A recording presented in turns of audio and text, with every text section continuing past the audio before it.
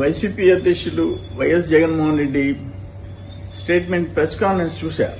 నిన్నటి నుంచి నాకు అసలు అర్థం కాలే. అయితే ఆయన ఒక మాట చెప్పాడు. వాళ్ళ పెనుతండ్రి, వాళ్ళ తండ్రి, వాళ్ళ తాత వాళ్ళందరూ చనిపోయేదానికి ఎవరు కారణం అన్నాడు. ఆఖరణ వాళ్ళ తండ్రి హెలికాప్టర్లో యాక్సిడెంట్లో చనిపోయిన దానికి వెనక్కి చంద్రబాబు అని చెప్పేసి చంద్రబాబు నాయుడు గారు అన్నారు. ఆయనే అనుమానం అన్నాడు. వాళ్ళ పినతండ్రి చంద్రబాబు నాయుడు గారు ముఖ్యమంత్రిగా ఉన్నప్పుడు చనిపోయినాడు, దాని మీద అనుమానం అన్నాడు. అయితే ఒక్కటి నాకు అర్థం కాంది, వాళ్ళ తాత మాట గురించి కూడా చెప్పాడు. కానీ వాళ్ళ నాయనమ్మ, వాళ్ళ జేజమ్మ ఎటు చనిపోయినారు, కానీ అది మాత్రం చంద్రబాబు నాయుడు మీద రుద్దలే, అంతవరకు ఎగ్జామ్షన్ ఇచ్చినాడు.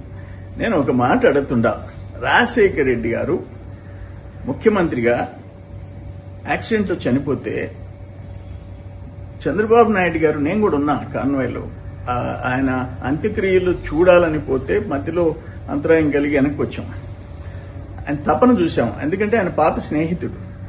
ఆ రోజు ఆయన కాంగ్రెస్ చీఫ్ మినిస్టర్, కాంగ్రెస్ ప్రభుత్వం వెంటనే ఆయనకు అత్యంత ఆప్తుడైన రోసయ్య గారు ముఖ్యమంత్రి బాధ్యతలు చేపట్టారు.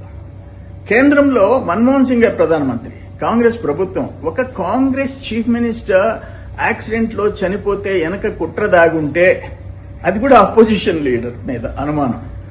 అంటే రాష్ట్రంలో కాంగ్రెస్ ప్రభుత్వం, కేంద్రంలో కాంగ్రెస్ ప్రభుత్వం.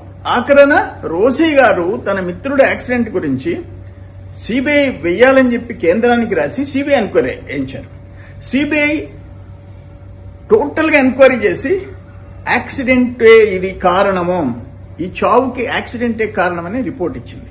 అంటే ఆ సిబిఐని కూడా చంద్రబాబు నాయుడు గారు, అంటే రాష్ట్రంలో కేంద్రంలో కాంగ్రెస్ ముఖ్యమంత్రి ప్రధానమంత్రులు ఉంటే, కాంగ్రెస్ ప్రభుత్వాలు ఉంటే, ప్రతిపక్షంలో కూర్చున్న చంద్రబాబు నాయుడు గారు సిబిఐని కూడా మేనేజ్ చేసి రిపోర్ట్ ఇప్పించాడా? ఏం మాట్లాడుతున్నారు మీరు అంటున్నా. నేను ఇంకొకటి అడుగుతుండా, సోషల్ మీడియాలో ఒక క్యాట్, పిల్లి మీదకి వాళ్ళ మదర్ క్యాట్, ఫాదర్ క్యాట్ మీదకి ఏదైనా అదర్ ఎనిమల్స్ చూస్తే తిరగబడింది సోషల్ మీడియాలో చూశాను. నేను అడుగుతున్నాను, మీ తండ్రి 2009లో ఆయన యాక్సిడెంట్ కి వెనకెవరో ఉండారు, కుట్రలు కుతంత్రాలు అని అంటే నువ్వేం చేస్తున్నావు? నువ్వు ముఖ్యమంత్రి అయిన తర్వాత 5 ఏళ్ళు ఏం చేశావు? ఎందుకు గాజులు తొడుక్కొని మూల కూర్చున్నావు? ఎందుకు సైలెంట్గా ఉండవు? మీ చెల్లెలు సునీతమ్మ వాళ్ళ తండ్రి వివేకానంద రెడ్డి హత్య గురైనాడు, నో డౌట్. ఆయన హత్య జరిగిన కొద్ది నెలకి తమరు ముఖ్యమంత్రి అయినారు. 5 ఏళ్లు చీఫ్ మినిస్టర్. మీ చిన్నాన్న చనిపోయిన తర్వాత, హత్య గురైన తర్వాత ఏం చేస్తున్నా? ఎందుకు హంతకులను సరిగా తేల్చలేకపోయినా? ఎందుకు మీ చెల్లెలు వాళ్ళ తండ్రి చనిపోతే విరోచితంగా పోరాడుతుంది, రాష్ట్రం, కేంద్రం, సుప్రీంకోర్టు దాకా పోరాడుతుంది. పులివెందుల పులి అనిపించుకుంది, నువ్వు పులివెందుల పిల్లివే. ఆ క్యాట్ మేలో అంటున్నా నేను, సోషల్ మీడియాలో ఉండే క్యాట్ నీకంటే పౌరుషంగా ఎదుర్కొంది. వాళ్ళ పేరెంట్ క్యాట్స్ ని ప్రొటెక్ట్ చేసేదానికి సునీతమ్మ పోరాడింది, సుప్రీంకోర్టు దాకా పోరాడుతూనే ఉంది. ఈ రోజుకి కాంప్రమైజ్ కాలే. బట్ తమరేం చేశారు? ఏమన్నా అర్థం ఉందంటయ్యా నువ్వు మాట్లాడే మాటలకి? ఆయన కంప్లీట్ పాదసారథిరెడ్డి చరిత్ర అంతా చెప్పాడు.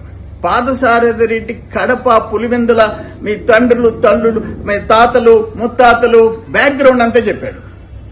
మాకైతే అంత దూరం తెలియదు కదా, మేము విన్నాం. ఇప్పటికీ ప్రథమ సాక్షి మీ తాతలు, ముత్తాతల దగ్గర నుంచి, మీ తండ్రి దగ్గర నుంచి జరిగిన ఘోరాలు, నేరాలు విషయంలో పాదసారథిరెడ్డి ఒక్కడే పర్ఫెక్ట్ గా ప్రజల ముందు చెప్పగలిగినాడు. అది జగన్మోహన్ రెడ్డి, నువ్వు ఎన్నైనా అనుకొని నువ్వు రాజశేఖర రెడ్డి టైంలో, మీ తండ్రి టైంలో చేసిన కరప్షన్, నిన్న నువ్వు చీఫ్ మినిస్టర్ అయిన తర్వాత ఎక్సైజ్ లో 30,000 మంది నీకు ఓట్లు వేసిన వాళ్ళు చనిపోయినారయ్యా. 30,000 మంది, లక్షల మంది పడకలెక్కారయ్యా. ఇవన్నీ పక్కన పెడతాం.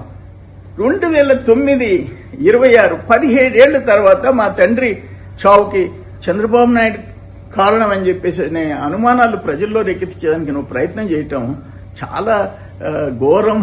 ఇది ఎవరు మీ ఫాలోయర్స్ని అడగండి.